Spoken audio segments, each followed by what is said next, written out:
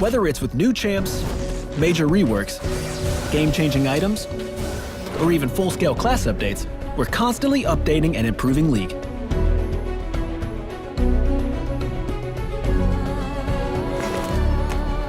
Midseason's our chance to make big changes that might otherwise get bumped to preseason.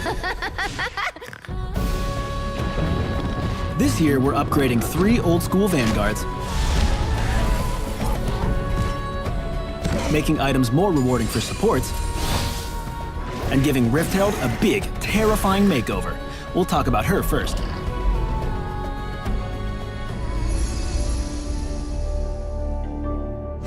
Until now, taking Rift Herald hasn't felt worth the risk for many players.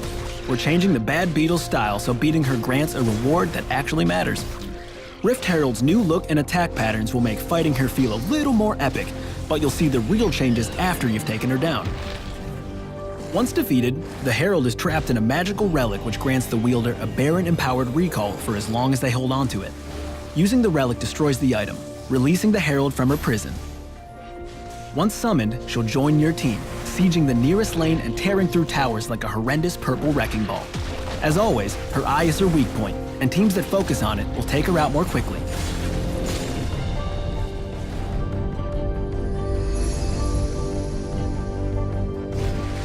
Vanguards are tanks that lead the charge for their team, catching enemies out of position so allies can follow up with heavy damage. This mid-season, we're giving 3 Vanguards, Maokai, Sejuani, and Zac, some long-needed kit upgrades so they can start fights and contribute something useful once they're in the fray. We've also got a couple new items that'll give tanks more options in battle. Zac's always been great at engaging team fights from huge distances, but he's traditionally lacked ways to make a splash after the first dive in. To solve this, we're giving the secret weapon some sticky new powers.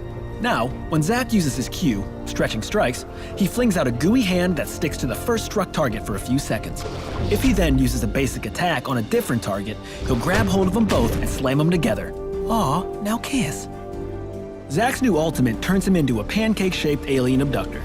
Instead of bouncing around wildly, he now becomes immune to crowd control and spreads out flat on the ground. Any enemies still inside after a short cast time get trapped into his warm embrace as he bounces away. Perfect for kidnapping squishy targets. And finally, the most important change. Zac's new voice now scales with his health. When he's taken a lot of damage and shrinks, he'll sound higher pitched. It's not how much you can lift, it's how good you look! Sejuani's a boar-riding warlord that leads her team into battle. We're giving her some new ice-cold powers that'll let her keep control of the battlefield once things get going. Sedge's new passive, Frost Armor, makes her immune to slows and improves her defenses. Taking damage will break the armor, but she can rebuild it by roaming around out of combat. Sedge's new E, Permafrost, causes her basic attacks to passively apply frost stacks to stuck enemies. Any of Sedge's nearby melee allies will also apply these stacks with their own basic attacks. When her enemy is fully frosted, Sedge can activate Permafrost to freeze him, then shatter him with an attack or ability for bonus damage.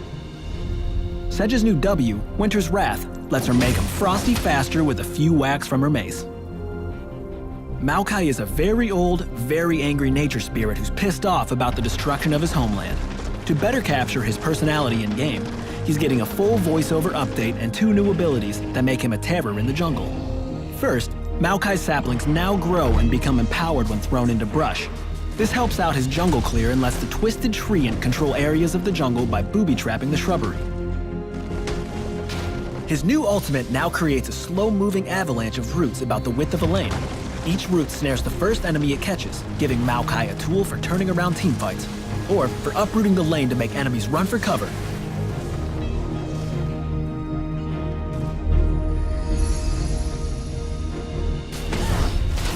So unless you're grabbing pentakills and topping the damage charts, League doesn't do a great job of recognizing your contributions. Supports in particular get less experience and gold than their allies, which prevents them from feeling the impact of the work they do for their team. We want to give support players rewards other than gold, so they can power up in new ways.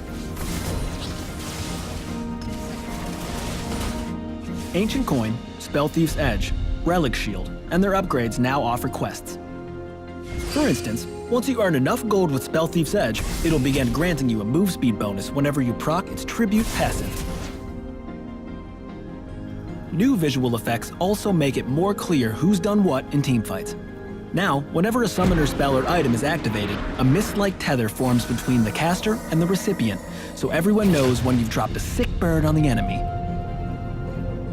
Also, new team-specific death visuals help you keep track of the carnage, and spelled-out crowd control effects above champion health bars add a touch more clarity to teamfights. The new items and visual effects give everybody more ways to get recognized for individual achievement in-game, but we also think we can do more to recognize your contribution once the game's ended. That's why we're updating the end-of-game screen to recognize valuable stats like damage mitigated on self, damage to towers, and new vision and crowd control scores that improve as you place key wards and lock down baddies, respectively. We'll keep adding more stats throughout the season. As always, you can catch us in the patch notes to see specifics on the mid-season changes, including stuff we haven't covered here, like updates to tank items.